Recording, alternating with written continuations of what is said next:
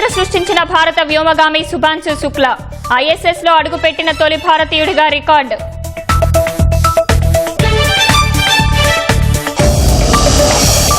గంజాయి డ్రగ్స్ పై యుద్ధాన్ని ప్రకటించిన సీఎం, అడ్డు వస్తే తొక్కుకుంటూ వెళ్తామని హెచ్చరిక.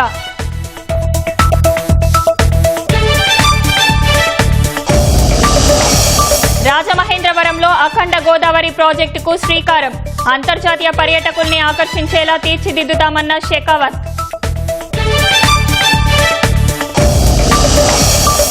నిశ్చితార్థం నాటి నుంచే తేజేశ్వర్ హత్యకు ప్రణాళిక, మేఘాలయ నిందితుల్లా దొరకకూడదని ముందే చర్చ.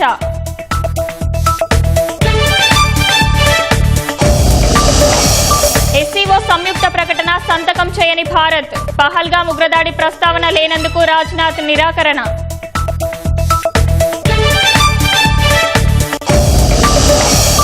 అహ్మదాబాద్ విమాన ప్రమాదం దర్యాప్తులో పురోగతి, బ్లాక్ బాక్స్ డేటాను విజయవంతంగా డౌన్లోడ్.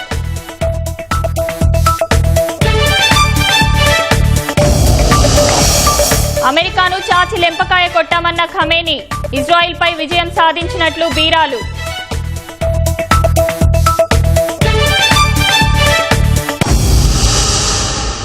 భారత అంతరిక్ష చరిత్రలో వ్యోమగామి శుభాంశు శుక్లా సరికొత్త రికార్డు సృష్టించారు. అంతర్జాతీయ అంతరిక్ష కేంద్రంలో అడుగుపెట్టిన తొలి భారతీయుడిగా రికార్డులకెక్కారు.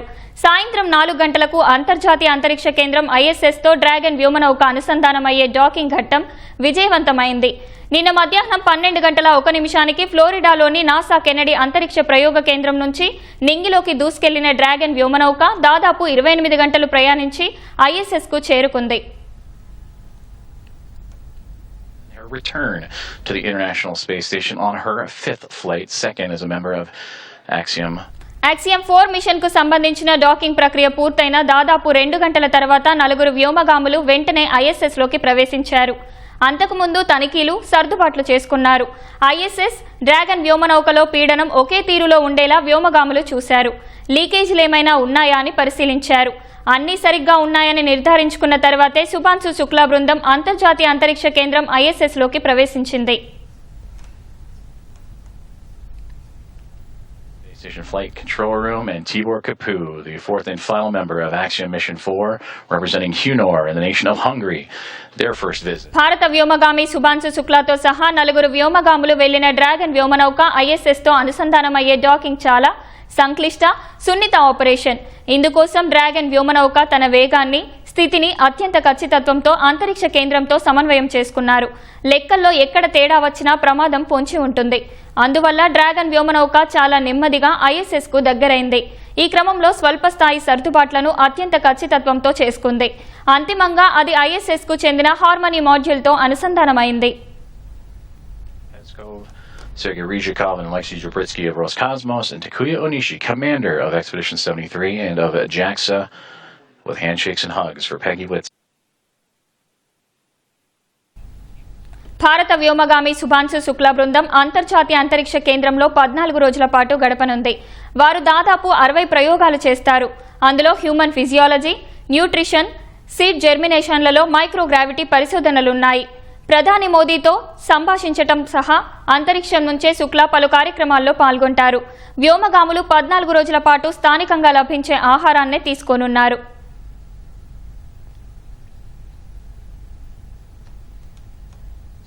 And here of Axiom 4,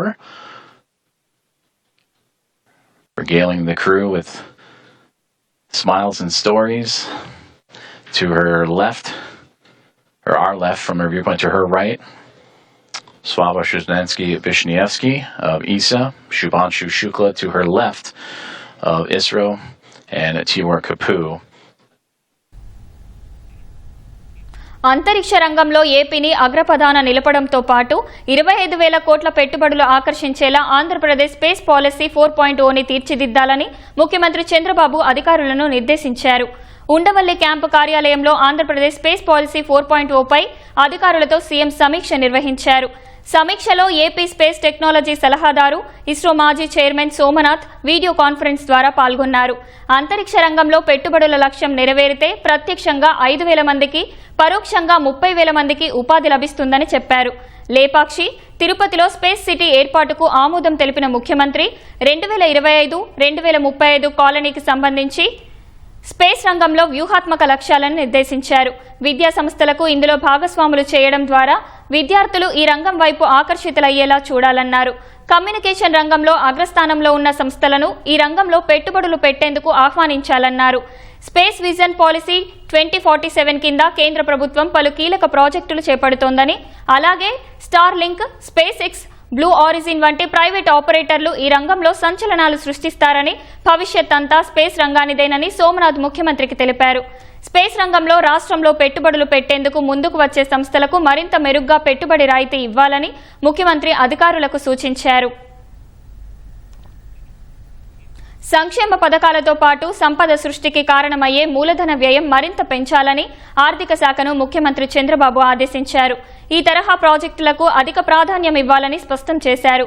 వివిధ కార్యక్రమాల కింద కేంద్రం ఇచ్చే నిధులను మూలధన వ్యయానికి ఖర్చు చేయాలని క్యాంపు కార్యాలయంలో మంత్రి పయ్యావుల కేశవ్ ఆర్థిక శాఖ అధికారులతో నిర్వహించిన సమీక్షా సమావేశంలో సీఎం చెప్పారు. పింఛన్లు, సంక్షేమ పథకాలకు ప్రతి నెల వెచ్చిస్తున్న ఖర్చు, రానున్న రోజుల్లో వివిధ పథకాల అమలు, అభివృద్ధి పనులకు ఖర్చు చేయాల్సిన నిధులపై చర్చించారు. నిధుల లభ్యతపై ఆరా తీశారు. నాబార్డు నుంచి నిధులు సమీకరించి పంచాయతీరాజ్ శాఖపై ఎక్కువ ఖర్చు చేయాలని సూచించారు. అంతర్జాతీయ పర్యాటకులను సైతం ఆకర్షించేలా అఖండ గోదావరి ప్రాజెక్టును తీర్చిదిద్దుతున్నట్లు కేంద్ర పర్యాటక మంత్రి గజేంద్ర సింగ్ షెకావత్ ప్రకటించారు. డిప్యూటీ సీఎం పవన్ కళ్యాణ్తో కలిసి అఖండ గోదావరి ప్రాజెక్టుకు శంకుస్థాపన చేశారు. డబుల్ ఇంజిన్ సర్కార్ వల్లే రాష్ట్రంలో అభివృద్ధి వేగంగా సాగుతోందని నేతలు వెల్లడించారు. రాజమహేంద్రవరంలో అఖండ గోదావరి ప్రాజెక్టుకు కేంద్ర మంత్రి గజేంద్ర సింగ్ షెకావత్ శంకుస్థాపన చేశారు. ఉప ముఖ్యమంత్రి పవన్ కళ్యాణ్, రాష్ట్ర మంత్రి దుర్గేష్, రాజమహేంద్రవరం ఎంపీ పురంధేశ్వరి ఈ కార్యక్రమంలో పాల్గొన్నారు. అఖండ గోదావరి ప్రాజెక్టులో భాగంగా పుష్కరాల రేవు, కడియం నర్సరీలు, నిడదవోలు కోట సత్తమ్మ ఆలయ అభివృద్ధి పనులు చేపట్టనున్నారు. 127 ఏళ్ల చరిత్ర ఉన్న హేవలాక్ రైలు వంతెనను సైతం పర్యాటకంగా అభివృద్ధి చేసుకోవడం సంతోషంగా ఉందని పవన్ కళ్యాణ్ అన్నారు. కూటమి ప్రభుత్వం వచ్చిన తర్వాత రాష్ట్రంలో 450 కోట్లతో పర్యాటక ప్రాజెక్టులు చేపట్టినట్లు తెలిపారు. వికసిత జిల్లాలతోనే వికసిత్ ఏపీ సాధ్యమని పురంధేశ్వరి అన్నారు. రాజమండ్రి అనగానే గుర్తుకొచ్చేది గోదావరి తీరం. ఎప్పుడు కూడా ఒక తీరం వెంబడి ఎప్పుడు నాగరికత ఉన్న చోట భాష అన్ని ఎదుగుతాయి. ఈ అఖండ గోదావరి ప్రాజెక్టులో ముఖ్యంగా పర్యాటక రంగంలో ఎక్కువగా యువతకి ఎక్కువ ఉపాధి అవకాశాలు ఉంటాయి. ఈ చేస్తున్న ఈ రోజు ప్రాజెక్టుకి ముందుగా స్టార్ట్ అయ్యి దాదాపు ఒక 800 మందికి ఎంప్లాయ్మెంట్ దొరుకుతుంది. దీనివల్ల దాదాపు 4 లక్షల మంది, పూర్తయితే 4 లక్షల మంది కనీసం సంవత్సరానికి పర్యాటకుల మినిమం అని, అంతకు మించి పైకి వెళ్లే అవకాశాలు చాలా ఎక్కువ ఉన్నాయి. ముఖ్యంగా ఈ అఖండ గోదావరి ఈ హ్యావ్లాక్ బ్రిడ్జ్ లో గానీ, ముఖ్యంగా మనం కూర్చున్న పుష్కర్ ఘాట్లు డెవలప్ చేయడంతో పాటు ముఖ్యంగా మన కళలు వీటి మొత్తం చూస్తే దాదాపు అక్కడ మనకున్న షాప్స్ పెట్టడం కానీ, మన సంస్కృతికి సంబంధించిన షాప్స్ కానీ ఇవన్నీ పెట్టడానికి చాలా బలమైన ప్రణాళిక చేశారు. ఇది ఈ 4 ఏళ్ల కాలంలో కేంద్ర రాష్ట్ర ప్రభుత్వాల ఉమ్మడి సహకారంతో 2035 నాటికి 35 లక్షల పర్యాటకులను అఖండ గోదావరి ప్రాజెక్టు ఆకర్షించేలాగా, అలాగే రాష్ట్ర వ్యాప్తంగా ఉన్న పర్యాటక కేంద్రాలకు పునర్జీవం పోసేలాగా ముందుకు పోతుందని తెలియజేస్తూ జై భారత్, జై హింద్. వికసిత్ ఆంధ్ర రాష్ట్రం మనకు కావాలంటే వికసిత్ జిల్లాలు కూడా కావాలి. అంటే వికసిత్ రాజమహేంద్రవరం కూడా ఖచ్చితంగా వికసిత్ ఆంధ్రలో భాగం అని చెప్పి మనం గుర్తించాలి. దానిలో భాగంగానే ఇవాళ అనేక పర్యాటక అభివృద్ధి కార్యక్రమాలు మనం శంకుస్థాపన చేసుకోవడం జరుగుతుంది. ప్రత్యేకించి హ్యావ్లాక్ బ్రిడ్జ్ 100 సంవత్సరాల నాటి బ్రిడ్జ్ నిరుపయోగంగా ఉన్నటువంటి సందర్భంలో దాని యొక్క చారిత్రాత్మక ప్రాధాన్యతను గుర్తించి ఇవాళ దాన్ని కూడా ఒక పర్యాటక క్షేత్రంగా దాన్ని అభివృద్ధి చేయడానికి కేంద్రం తన సహకారాన్ని అందిస్తుంది. కేంద్ర రాష్ట్రాల్లో కూటమి ప్రభుత్వాలే ఉండటం వల్ల అభివృద్ధి వేగంగా సాగుతోందని కేంద్ర మంత్రి గజేంద్ర సింగ్ షెకావత్ అన్నారు. ఏపీ అభివృద్ధికి కేంద్రం ఎంతో కృషి చేస్తోందని వెల్లడించారు. Among the most ambitious tourism undertaking is the Akhanda Godavari project in Rajamundry, sanctioned under the Special Assistance States for Capital Investment Scheme. with an allocation of almost 95 crore rupees. This initiative aims to create a comprehensive, immersive riverfront experience anchored around Havelock Bridge and Pushkar Ghat. The historic 125 years old Havelock Railway Bridge is being reimagined as a multi-sensory tourist destination. Visitors will walk across the Godavari on a 1.2 kilometer stretch of the bridge adorned with theme spans, interactive installations, cafes, souvenir shops and an interpretation center narrating the story of Rajamundry rich cultural and its rich cultural tapestry. అనంతరం Rajamahendravaram బొమ్మూరులోని science సెంటర్ను నేతలు ప్రారంభించారు. 15 కోట్లతో 5 ఎకరాల విస్తీర్ణంలో science centre ఏర్పాటు చేశారు.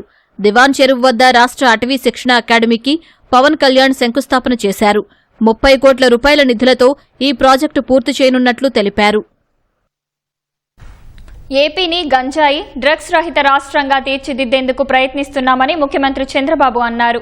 Eagle పేరిట గంజాయిపై రాష్ట్ర వ్యాప్తంగా డేగ కన్ను వేశామన్నారు.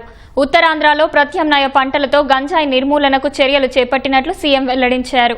మత్తు పదార్థాల వ్యతిరేక దినోత్సవం సందర్భంగా గుంటూరులో డ్రగ్స్ వ్యతిరేక ర్యాలీలో సీఎం పాల్గొన్నారు. డ్రగ్స్ కేసుల విచారణకు ఫాస్ట్ ట్రాక్ కోర్టులు ఏర్పాటు చేస్తున్నట్లు సీఎం వెల్లడించారు. సినీ ప్రముఖులు డ్రగ్స్ వ్యతిరేక ప్రచారానికి కృషి చేయాలని సీఎం పిలుపునిచ్చారు. మద్యం ఆదాయంలో 2% డ్రగ్స్ నిర్మూలనకు వ్యయం చేస్తున్నట్లు చంద్రబాబు వెల్లడించారు. రాష్ట్రంలో 3 ప్రాంతాల్లో 56 డీ అడిక్షన్ సెంటర్ ఏర్పాటు చేస్తామన్నారు.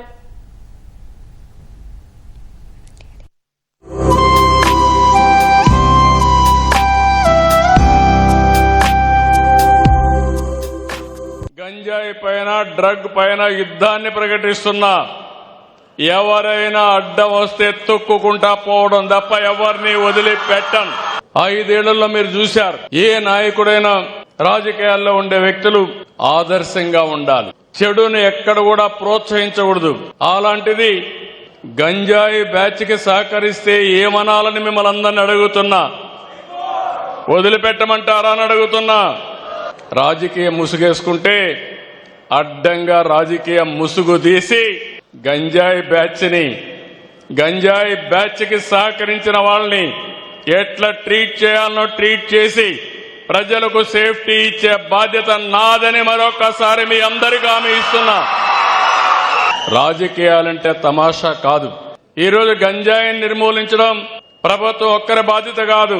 ప్రతిపక్షాలు కూడా ముందుకు రండి. మీరు కూడా ప్రజా చైతన్యం తీసుకురండి. ప్రజల్ని మెప్పించండి, ఓట్లు వేయించుకోండి. కానీ ఇలాంటి తప్పుడు కార్యక్రమాలు చేసి మీరేదో రాజకీయ లబ్ధి పొందామంటే అది కుదరదని చెప్పి కూడా నేను మీకు తెలియజేస్తున్నా. ఈ గంజాయి కానీ డ్రగ్స్ వాడకంతో తీవ్రమైన అనారోగ్య సమస్యలు వస్తాయి. వారు శక్తిని కోల్పోతారు, ఏకాగ్రత పోతుంది, మనిషి మృగంలా తయారవుతారు.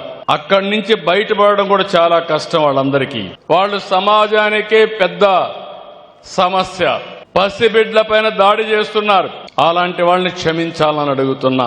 నేను అందుకే ఒక మాట చెప్పాను, ఇప్పుడే హామీ ఇస్తున్నా, ఈ రోజు కూడా హెచ్చరిస్తున్నా. 1 సంవత్సరం అందరికీ చెప్పా, ఏజెన్సీ ఏరియాలో క్లియర్ గా చెప్పాను, ఎక్కడా గంజాయి పెంచడానికి వీలు లేదు. 10,000 ఎకరాల్లో గంజాయి ఉంటే ప్రత్యామ్నాయ పంటలన్నీ కూడా ఇచ్చి గంజాయిని నిర్మూలించే ప్రయత్నం చేశారు. శాటిలైట్ ద్వారా సమాచారం తెప్పిస్తున్నాం, గూగుల్ ద్వారా సమాచారం తెప్పిస్తున్నాం, డ్రోన్స్ పంపిస్తున్నాం. మీరు ఎక్కడైనా సరే గంజాయి పెంచితే మాత్రం మిమ్మల్ని వదిలిపెట్టనని హెచ్చరిస్తున్నా. ఇప్పుడు కొత్తగా మెడికల్ షాప్లో మత్తు పదార్థాలు అమ్మే పరిస్థితికి వచ్చారు. అంటే ఎక్కడికి పోతున్నా నాకైతే అర్థం కావడం లేదు. దీనిపైన కూడా నేనే పేరు పెట్టాను, ఈగలని. రాష్ట్రం మొత్తం ఇలాంటి వ్యక్తులపైన డేగ కన్నేశాం. 3వ కన్ను చూస్తానే ఉంటుంది. మిమ్మల్ని ఎవ్వరిని వదిలిపెట్టనని మరొకసారి హెచ్చరిస్తున్నా. మారితే మారండి, మారకపోతే ఈ రాష్ట్రంలో ఉండడానికే మీకు అర్హత లేదు. ఎవడైనా సరే ఆడబిడ్డల జోలుకొస్తే అదే చివరి రోజు. అమరావతిలో ఇంటిగ్రేటెడ్ రాష్ట్ర సచివాలయం హెచ్ఓడి టవర్ల నిర్మాణానికి ప్రభుత్వం టెండర్లు ఖరారు చేసింది. టెండర్లలో L1గా నిలిచిన సంస్థల బిడ్లను ఆమోదిస్తూ ప్రభుత్వం ఉత్తర్వులు జారీ చేసింది. 882 కోట్ల రూపాయల వ్యయంతో సచివాలయంలోని GAD టవర్లు నిర్మించనున్నారు. సచివాలయంలోని 1-2 హెచ్ఓడి టవర్ల నిర్మాణ పనులను షాపూర్జీ పల్లుంజీ అండ్ కంపెనీ లిమిటెడ్ దక్కించుకుంది. 1487 కోట్ల రూపాయలతో 1-2 హెచ్ఓడి టవర్లు నిర్మించనున్నారు. 3-4 హెచ్ఓడి టవర్ల నిర్మాణ పనులను L&T సంస్థ దక్కించుకుంది. 1303 కోట్లతో 3-4 హెచ్ఓడి టవర్ల నిర్మించనున్నారు. L1 బిడ్డర్లకు ప్రతిపాదిత పనులు అప్పగించాలని పురపాలక పట్టణాభివృద్ధి శాఖ CRDA కమిషనర్కు ఉత్తర్వులు జారీ చేసింది. పోర్టులన్నీ అనుసంధానమైతే ఆంధ్రప్రదేశ్ రూపురేఖలే మారిపోతాయని మంత్రి బీసీ జనార్దన్ రెడ్డి అన్నారు. అంతర్గత జలమార్గాలు అవకాశాలపై పారిశ్రామికవేత్తలు భాగస్వాములతో విజయవాడలో ప్రత్యేక సమావేశం ఏర్పాటు చేశారు.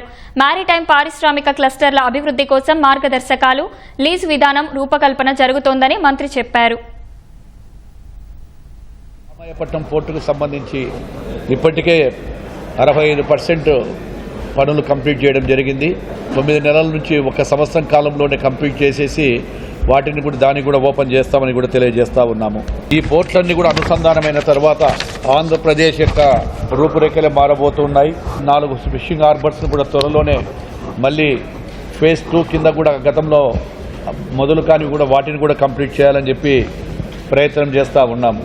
డిపిఆర్లు తయారు చేసి ఏవైతే ఫీజబిలిటీ ఉన్నాయో ఆ ఫీజబిలిటీకి సమానంగా అన్ని కూడా తీసుకురావాలని చెప్పి ప్రయత్నం చేస్తూ ఉన్నాము. కూటమి మేనిఫెస్టోను రీకాల్ చేయాలని వైసీపీ చేస్తున్న ప్రచారాన్ని మంత్రి కొలుసు పార్థసారథి ఖండించారు. కూటమి ఏడాది పాలనలో చేసిన అభివృద్ధి, సంక్షేమంపై వైసీపీ నేతలు బహిరంగ చర్చకు రావాలని సవాల్ విసిరారు. ముఖ్యమంత్రి చంద్రబాబు రాష్ట్ర అభివృద్ధి చేస్తుంటే జగన్ రాష్ట్రంలో విధ్వంసం సృష్టిస్తున్నారని మండిపడ్డారు. చేసిన ఒక వ్యక్తి తన కారు కింద ఎవరన్నా పడి మరణించింది కూడా గమనించలేని పరిస్థితుల్లో ర్యాలీలు నిర్వహిస్తున్నారంటే ఆయన ప్రచారానికి రాజకీయ లబ్ధి కోసమే ఈ పర్యటనలు చేస్తున్నారు తప్పితే ఆయన చెప్తున్న విధంగా రైతుల పరామర్శకో లేదా కార్యకర్తల పరామర్శకో కాదని చెప్పేసి అర్థమవుతా ఉంది. ఇదేదో చెప్తున్నారు సంక్షేమ కార్యక్రమాలు మేము బ్రహ్మాండంగా చేశామని. ఎవరైనా సరే చంద్రబాబు నాయుడు గారి ప్రభుత్వంలో, కూటమి ప్రభుత్వంలో చేసిన సంక్షేమం కంటే మేము మెరుగైంది చేశామంటే ఎక్కడైనా సరే చర్చకి సిద్ధమని చెప్పేసి కూడా మేము మనవి చేస్తా ఉన్నాం. నిశ్చితార్థం జరిగిన నుంచే హత్యకు కుట్ర పన్నారు. మేఘాలయ హనీమూన్ కేసు గురించి తెలుసుకున్నవారు పోలీసులకు పట్టుబడకుండా జాగ్రత్త పడాలనుకున్నారు. తెలుగు రాష్ట్రాల్లో సంచలనం సృష్టించిన నవవరుడు తేజేశ్వర్ హత్య కేసులో భర్తను చంపించిన ఐశ్వర్య, ఆమె ప్రియుడు తిరుమలరావు పన్నాగాలపై గద్వాల ఎస్పీ శ్రీనివాసరావు సంచలన విషయాలు వెల్లడించారు. ఏకకాలంలో ఐశ్వర్య, ఆమె తల్లితో వివాహేతర సంబంధం నడిపిన ప్రధాన నిందితుడు తిరుమలరావు తన కామ కలాపాలకు అడ్డుగా మారాడనే అక్కసుతో తేజేశ్వర్ను సుపారీ ఇచ్చి హత్య చేయించాడని గద్వాల ఎస్పీ శ్రీనివాసరావు తెలిపారు.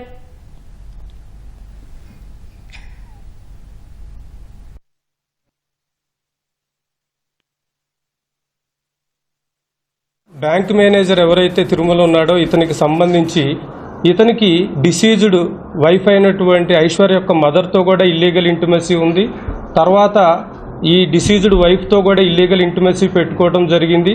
సో ఎట్టి పరిస్థితుల్లో కూడా ఈమెని సెకండ్ మ్యారేజ్గా కానీ లేకపోతే ఎట్టి పరిస్థితుల్లో ఆమెతో సెక్సువల్ రిలేషన్ కంటిన్యూ చేయాలనేటువంటి దురుద్దేశంతో ఈమెకి ఎంగేజ్మెంట్ అయినప్పటి నుంచి కూడా అతని దగ్గరికి లోన్ కోసం వచ్చినటువంటి నగేష్ అనేటటువంటి వ్యక్తితో ఒక ఒప్పందం కుదుర్చుకొని ఏదో ఒక రకంగా నువ్వు అతన్ని ఎలిమినేట్ చేయి, నీకు ఎంత డబ్బు కావాలంటే అంత ఇస్తాము, అదేవిధంగా నీకు ఎన్ని లోన్స్ కావాలంటే అన్ని లోన్స్ శాంక్షన్ చేస్తానని చెప్పి నమ్మించడం జరిగింది. ఆ నమ్మించిన క్రమంలో ఎంగేజ్మెంట్ అయిన కాడి నుంచి కూడా ఇతన్ని చంపడానికి ప్లాన్ చేయటం జరిగింది. ఈ క్రమంలోనే ఈ ఐశ్వర్యకి ఈ బ్యాంక్ మేనేజర్కి మధ్య ఈ మేఘాలయలో జరిగినటువంటి హనీమూన్ మర్డర్ కేసుకు సంబంధించినటువంటి డిస్కషన్స్ కూడా జరిగినాయి. సో అక్కడేదో పొరపాటు జరిగింది, ఇక్కడ మటుకు మనం పక్కాగా ప్లాన్ ఎగ్జిక్యూట్ చేయగలం, ఎట్టి పరిస్థితుల్లో కూడా పోలీసులు డిటెక్ట్ చేయలేరు అనేటటువంటి నమ్మకంతోనే ఈమె చాలాసార్లు కూడా హస్బెండ్ని బైక్ మీద నన్ను కర్నూలులో డ్రాప్ చేయమని చెప్పి తీసుకెళ్ళమని అడగటం జరిగింది. ఆ క్రమంలో కూడా వీళ్ళు చాలాసార్లు అతన్ని అటాక్ చేసి ఈమెను తీసుకొని అతను ఏదైనా లడాక్ కానీ అండమాన్ కానీ వెళ్ళిపోవాలని, అదేవిధంగా ఈ సుఫారీ గ్యాంగ్ ఈ తేజేశ్వర్ని మర్డర్ చేయాలని చెప్పి ప్లాన్ చేయటం జరిగింది. అహ్మదాబాద్ విమాన ప్రమాదం దర్యాప్తులో ఏఏఐబీ పురోగతి సాధించింది. ఢిల్లీలోని ఏఏఐబీ ల్యాబ్ బ్లాక్ బాక్స్ డేటాను విజయవంతంగా డౌన్లోడ్ చేసింది. ఈ మేరకు విమానయాన మంత్రిత్వ శాఖ ఓ ప్రకటన చేసింది. సివిఆర్, ఎఫ్టీఆర్ డేటాను నిపుణులు విశ్లేషిస్తున్నారు. ఈ నెల 12న అహ్మదాబాద్ విమానాశ్రయం నుంచి లండన్కు టేకాఫ్ అయిన ఎయిర్ ఇండియా విమానం కొన్ని సెకండ్లలోనే సమీపంలోని బీజే వైద్య కళాశాల వసతి గృహంపై కుప్పకూలింది. ఈ ఘటనలో 241 మంది ప్రయాణికులు సహా మొత్తం 275 మంది చనిపోయారు. బ్లాక్ బాక్స్ డేటా ద్వారా ప్రమాద సమయంలో ఏం జరిగిందనే విషయం తెలుసుకునేందుకు అవకాశం ఏర్పడనుంది. అలాగే ప్రమాదానికి గల కారణాలు కూడా తెలుసుకోవచ్చు.